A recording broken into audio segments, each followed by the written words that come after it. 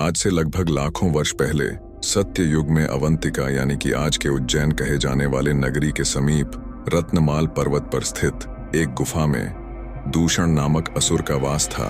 पर एक असुर होते हुए भी उसकी शक्तियां सीमित थीं और यही कारण था कि सिर्फ रत्नमाल पर्वत के अलावा उसका अधिपत्य और प्रकोप कहीं और था ही नहीं।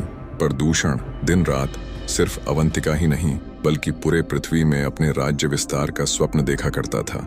उसकी भी कामना बाकी ताकतवर असुरों की भांति पूरे संसार में राज्य करने की थी और वह भी ताकतवर असुरों की भांति प्रकृति को भोगना चाहता था।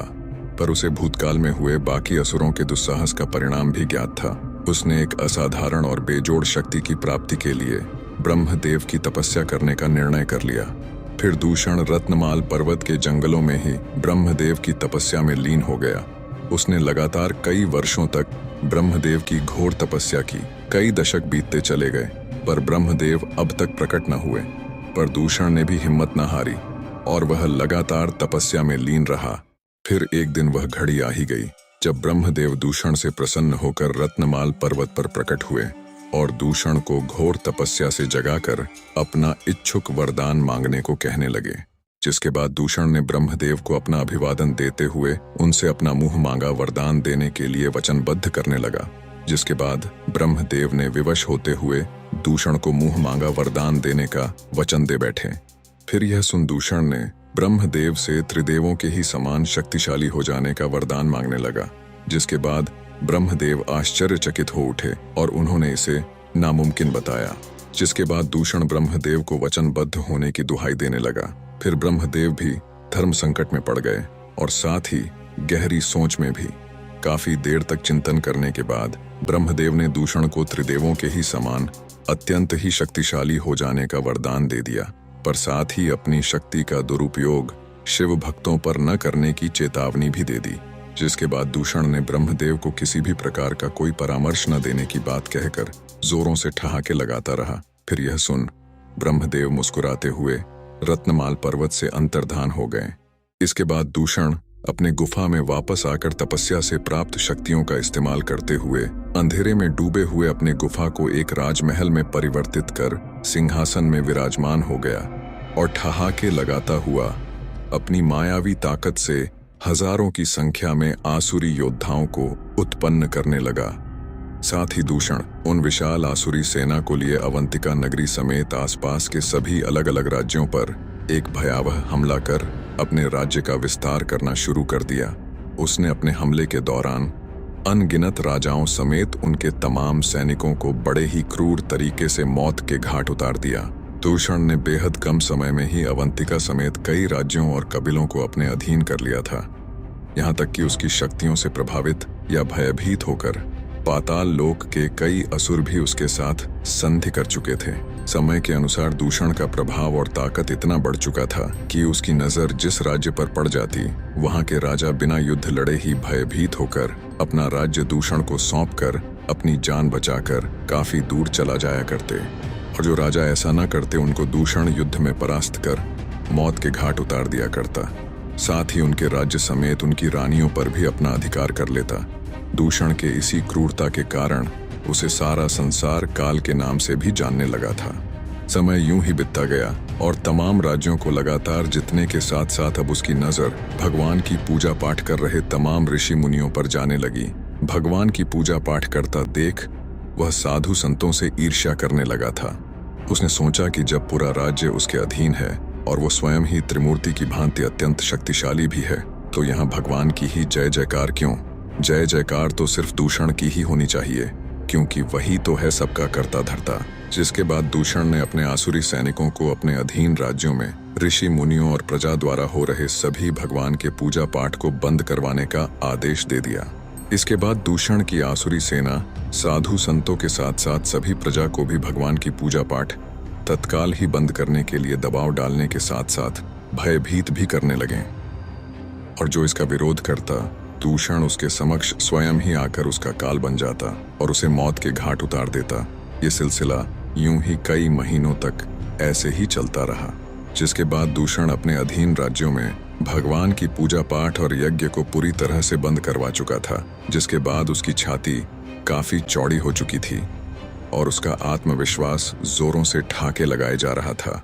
पर वहीं दूसरी तरफ अवंतिका नगरी में ही 4 ब्राह्मण भाई, जो कि महादेव के परम भक्त थे, उन्होंने महादेव की पूजा पाठ और यज्ञ बंद नहीं की, बल्कि दूषण समेत उसकी आसुरी सेना से बिना डरे उसके नाक के नीचे ही अपने पूजा पाठ और यज्ञ को यूं ही जारी रखे हुए थे। दिन यूं ही बीतते गए और एक दिन दूषण को उसके गुप्तचर द्वारा उन 4 ब्राह्मण भाइयों के द्वारा हो रहे महादेव के पूजा पाठ एवं यज्ञ के बारे में पता चला, जिसके बाद वह गुस्से में आग बबूला हो उठा। फिर उसने ब्रह्मदेव के वरदानी शर्त को ध्यान में रखते हुए अपने कुछ आसुरी सैनिकों को, उन 4 शिव भक्त भाइयों को तत्काल ही महादेव की पूजा पाठ और यज्ञ को सिर्फ रुकवाने और कड़ी चेतावनी देने का आदेश दे दिया। जिसके बाद दूषण के आसुरी सैनिक उन 4 ब्राह्मण शिव भक्त भाइयों के समक्ष आ खड़े हुए और थोड़ी नरमी से महादेव की पूजा पाठ एवं यज्ञ को तत्काल ही हमेशा के लिए बंद करने की बात कहने लगे, जिस पे उन 4 ब्राह्मण भाइयों ने उन असुरों को इसके लिए साफ साफ इनकार करते हुए तत्काल ही अपने आश्रम से वापस लौट जाने की बात कहने लगे। जिसके बाद दूषण के आसुरी सैनिक विवशता पूर्वक वहां से वापस रत्नमाल पर्वत की ओर लौट गए। और यहाँ जब आसुरी सैनिक दूषण के समक्ष असफल होकर लौटे और उसे सारी बात बताने लगे, तो दूषण के क्रोध का ठिकाना न रहा। वह पूरी तरह से तिलमिला उठा, जिसके बाद उसने उन 4 शिव भक्त ब्राह्मण भाइयों को मौत के घाट उतारने का मन बना लिया और अपनी धारदार तलवार लिए वह जैसे ही अपने महल के बाहर निकला कि अचानक उसे महादेव की एक आकाशवाणी हुई, जिसमें महादेव ने उसे यह गलती न करने की चेतावनी देते हुए इतना कहकर महादेव अंतर्धान हो गए। जिसके बाद दूषण एक गहरी चिंता में पड़ गया और कुछ क्षण वहीं रुककर सोचने लगा। फिर उसने सोचा कि वो तो स्वयं भी त्रिदेवों के समान ताकतवर है, तो फिर एक त्रिदेव से ही क्यों डरना। जिसके बाद दूषण जोरदार हुंकार भरते हुए अवंतिका नगरी की ओर निकल पड़ा। और यहाँ अवंतिका में 4 शिव भक्त ब्राह्मण भाई महादेव के यज्ञ में लीन हुए बैठे थे कि तभी वहां अति क्रोधित दूषण का आगमन होता है और 4 ब्राह्मण भाइयों को महादेव की पूजा पाठ तत्काल ही बंद करने की चेतावनी देने लगता है। जिसके बाद 4 ब्राह्मण भाई दूषण को एक कदम भी आगे न बढ़ने और साथ ही वापस लौट जाने की बात कहने लगते हैं। फिर इतना सुनते ही दूषण का क्रोध सब्र के बांध को तोड़ता हुआ फूट पड़ता है और फिर दूषण अपनी धारदार तलवार लिए 4 ब्राह्मण भाइयों पे टूट पड़ता है।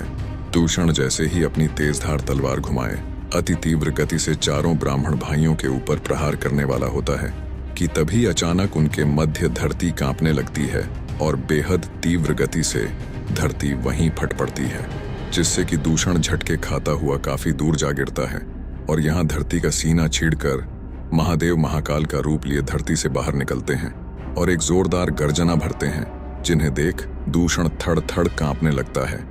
महाकाल के इस प्रलयनकारी रूप को देख दूषण समझ जाता है कि हो न हो ये स्वयं महादेव ही हैं। जिसके बाद दूषण अपने वरदानी शक्ति का इस्तेमाल करते हुए लाखों की संख्या में आसुरी योद्धाओं को प्रकट करने लगता है। जिसके बाद तमाम आसुरी योद्धा महाकाल के ऊपर घात लगाते हुए एक साथ में टूट पड़ते हैं। पर महाकाल के प्रचंड प्रहार के समक्ष दूषण के लाखों आसुरी योद्धा भी कम पड़ने लगते हैं। महाकाल बेहद तीव्र गति से अपने त्रिशूल से ही तमाम असुरों को मौत के घाट उतारने लगते हैं। महाकाल के प्रचंड प्रहार से पूरी आसुरी सेना के साथ साथ धरती भी थर्रा उठती है। यह देख दूषण काफी क्रोधित पर भयभीत भी होने लगता है, पर फिर भी दूषण हिम्मत नहीं हारता, बल्कि वह अपनी वरदानी शक्ति का इस्तेमाल करते हुए तमाम असुरों को महाकाल के समक्ष प्रकट करता जाता है, जिन्हें कि महाकाल मौत के घाट उतारते ही जाते हैं। कई असुर तो महाकाल को देख थड़-थड़ कांपते हुए अपनी जान बचाकर अलग अलग दिशाओं में भागने लगते हैं, पर ज्यादातर असुर महाकाल के हाथों मारे ही जाते हैं। काफी समय तक युद्ध यूं ही चलता रहा, परंतु कुछ क्षण के बाद धीरे धीरे दूषण के सभी मायावी आसुरी सेना पूरी तरह से महाकाल के द्वारा समाप्त हो चुके थे। साथ ही दूषण की वरदानी शक्ति ने भी अब असुरों को लगभग प्रकट करना बंद ही कर दिया था, पर फिर भी दूषण का अहंकार अब तक शेष रह गया था। जिसके बाद दूषण ने कोई और मार्ग न देखते हुए महाकाल से स्वयं ही टकराने का मन बना लिया। और फिर दूषण गरजता हुआ अपनी धारदार तलवार लिए महाकाल पे टूट पड़ा। और महाकाल पे अपने तलवार से जोरदार प्रहार करने लगा। पर महाकाल ने उसके हर प्रहार का जवाब अपने त्रिशूल से देते हुए दूषण को अपने एक ही मुक्के के प्रहार से काफी दूर फेंक दिया। और फिर महाकाल हवा में काफी तीव्र गति से उछलते हुए धरती पर पड़े कराह रहे दूषण के समक्ष आ खड़े हुए और अपने क्रोध की प्रचंड तेज अग्नि से दूषण को वहीं जलाकर भस्म करने लगे। फिर कुछ क्षण के बाद दूषण का शरीर पूरी तरह से भस्म के रूप में परिवर्तित हो चुका था, जिसे कि महाकाल ने अपने पूरे शरीर में सुसज्जित कर लिया। दूषण के शरीर के भस्म को सुसज्जित करने के कुछ क्षण के बाद ही तीव्र क्रोधित महाकाल शांत होते हुए महादेव के रूप में वापस से आने लगे, जिसके बाद चारों शिव भक्त ब्राह्मण भाइयों ने महादेव के समक्ष आकर उन्हें अपना अभिवादन और आभार जताया। साथ ही महादेव व महाकाल की जय जयकार लगाते हुए उन्हें अवंतिका नगरी में ही सदैव के लिए बस जाने के लिए प्रार्थना करने लगे।